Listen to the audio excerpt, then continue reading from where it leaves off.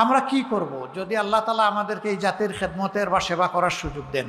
আমাদের ১ নম্বর দায়িত্ব হবে এই দেশের ভাঙ্গাচোরা কোমর ভাঙ্গা শিক্ষা ব্যবস্থাকে ঠিক করা। এটা যেদিন ঠিক হবে, শিক্ষিত মানুষগুলা বের হয়ে আসবে। সে তার মা বাবা, তার সম্মানিত শিক্ষকবৃন্দ, সমাজের যারা মুরব্বিয়ানে কেরাম, তাদেরকে অবশ্যই সে সম্মান করবে। প্রত্যেকটা সমবয়সী এবং যারা তার অনুজ, তাদেরকে সে স্নেহ করবে। প্রত্যেকটা মানুষের ব্যাপারে তার মাঝে অ্যাকাউন্টেবিলিটি বা দায়বোধ থাকবে।